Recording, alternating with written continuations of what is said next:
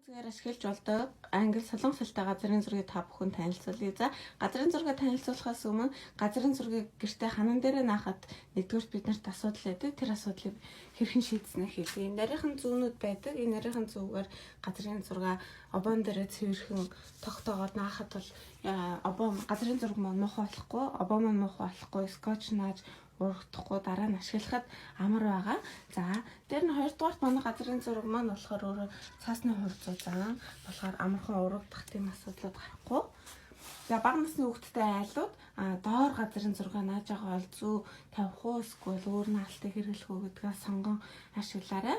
За газрын зураг хэрхэн ашиглах талаар мэдээж та бүхэн Sapien үзгээр ашиглана. Үзгээ асаагаад за мэдээж ном бүхнийг таниулдаг тийм ээ.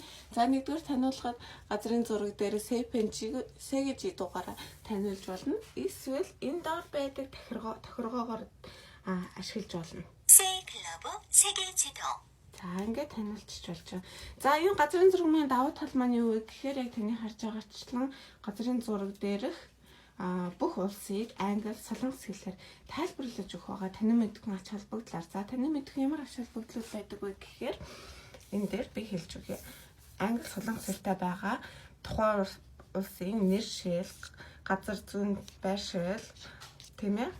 Газар зүйн, газар нутгийн хэмжээ, байршил, мөнгөн тэмдэгт, хэл, соёл, улс, хүн ам, цаг агаар, тийм ээ? Улсын тухайн улс орны орлогын төвшин, түүх энэ мэтчлэн бидний танин мэдэж болох тухайн улсын мэдэж болох бүх зүйлүүд маань багтаж байсан орцсон байдаг. За хамгийн сонирхолтой нь юу вэ гэхээр солонгос хэл дээр тоглоом байдаг.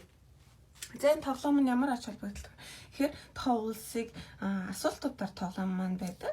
Тоглоом маань өөрөө Аз, Африк, Европ гэсэн буюу 6 Африк гэсэн 6 төрлөөр ингэж хуваагдаж асуултуудаа асуудаг байгаа. За би алтрун үзгээ асаацсан. За мөн газрын зургийг танилцсан байгаа болохоор дараад үзье.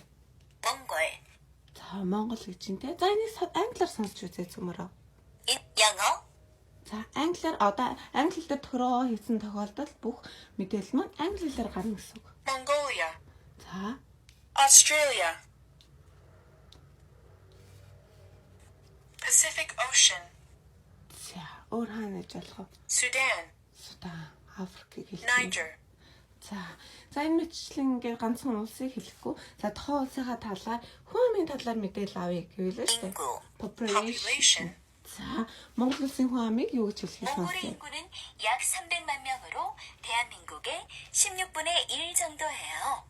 영어. За англи хэлээр сонсъё. Mongolia has a population of about 3 million people. Сипин 배고파요. 자, 밥 주세요. эцэг маань батарей дуусж байгаа учраас энэ тохиог өгдөг байгаа.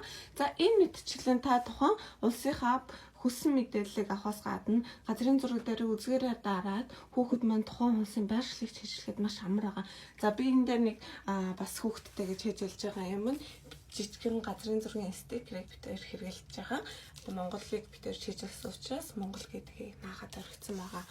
За мөн дараа нь битээр Америк гэдгийг улсыг чиглэсэн байгаа. Тэгээд яг энэ мэтлэн чиглэснийхэн тоохоор би улсынхаа тугнуудыг наагаад тавьсан байгаа. Энэ мэтлэр хүүхдтэй танин мэдхэн ач холбогдлыг бас сонирхолтой аргаар мөн гадаад хэлтэй хослуулан хэлбэр аргаар та бүхэн өөрсдөө ч танин мэдхүүгээ дээшлүүлж газрын зурагтай харьцаж сурахыг хүсвэл энэ газрын зураг маань Leaderbook компаниас борлуулагдаж худалдаанд гарч байгаа шүү.